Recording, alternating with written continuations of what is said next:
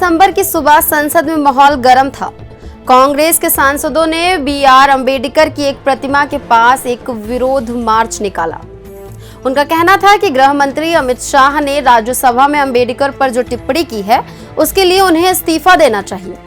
इसी बीच करीब सुबह 11:30 बजे भाजपा सांसद प्रताप सिंह सारंगी को व्हीलचेयर पर संसद से बाहर ले जाते हुए देखा गया। उन्होंने दावा किया कि राहुल गांधी ने जानबूझकर एक अन्य भाजपा सांसद मुकेश राजपूत को उनके ऊपर धक्का दे दिया। इस धक्का मुक्की में सारंगी और राजपूत घायल हो गए और उन्हें अस्पताल ले जाया गया। कांग्रेस की ओर से यह आरोप खारिज किया गया। राहुल गांधी ने कहा कि भाजपा सांसद उन्हें संसद भवन में प्रवेश करने से रोक रहे थे। उन्होंने मीडिया से कहा, भाजपा के सांसद न केवल हमें अंदर जाने से रोक रहे थे बल्कि हमें धक्का देकर डराने की कोशिश भी कर रहे थे। ये सब आपके कैमरे में कैद हुआ होगा। हाथापाई के बाद दोनों पार्टियों के सांसदों ने एक दूसरे पर गंभीर आरोप लगाए। संसद की कार्यवाही को स्थगित करना पड़ा क्योंकि दोनों पक्ष शांत नहीं हो रहे थे। कुछ ही देर में भाजपा के 3 सांसद अनुराग ठाकुर, बांसुरी स्वराज और एक अन्य सांसद संसद मार्ग पुलिस थाने पहुंचे और राहुल गांधी के खिलाफ शिकायत दर्ज कराई। इसके कुछ घंटों बाद कांग्रेस सांसदों ने भी भाजपा के खिलाफ शिकायत दर्ज कराई। शाम होते होते दिल्ली पुलिस ने राहुल गांधी और अन्य कांग्रेस सांसदों के खिलाफ एफआईआर दर्ज कर ली। राहुल गांधी अपने उत्तर प्रदेश के रायबरेली से सांसद हैं और लोकसभा विपक्ष के नेता यानी लीडर ऑफ अपोजिशन भी हैं।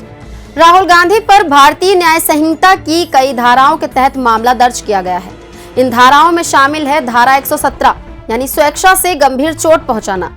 इस अपराध की सजा 7 साल तक की जेल और या जुर्माना है। धारा 115 इस अपराध की सजा 1 वर्ष तक की जेल और या फिर जुर्माना है। धारा 125 यानी दूसरों के जीवन या व्यक्तिगत सुरक्षा को खतरे में डालने का कार्य। इस अपराध की सजा 3 साल तक की जेल की सजा और या 10,000 रुपए तक का जुर्माना है। धारा 131 यानी हमला या आपराधिक बल का प्रयोग। इस अपराध की सजा 3 महीने तक की जेल की सजा और या तो 1,000 रुपए तक का जुर्माना है। धारा 351 यानी आपराधिक धमकी। इस अपराध की सजा 7 साल तक की जेल और या फिर जुर्माना है। धारा 3 क्लॉज 5 यानी सामान्य आशय। ये धारा केवल ये स्थापित करती है कि जब कोई आपराधिक कृत्य कई व्यक्तियों द्वारा एक सामान्य आशय को आगे बढ़ाने के लिए किया जाता है तो ऐसे व्यक्तियों में से प्रत्येक उस कृत्य के लिए उसी तरह उत्तरदायी होगा जैसे कि वो कृत्य उसके अकेले द्वारा किया गया हो। ये सभी अपराध जमानती हैं, यानी गिरफ्तारी के बावजूद आरोपी को जमानत मिलने की संभावना अधिक है।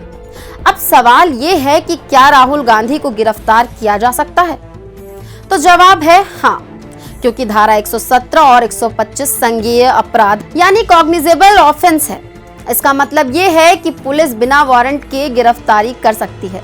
लेकिन 2014 में सुप्रीम कोर्ट ने कहा था कि जिन अपराधों में 7 साल से कम की सजा है उनमें गिरफ्तारी अनिवार्य नहीं होनी चाहिए।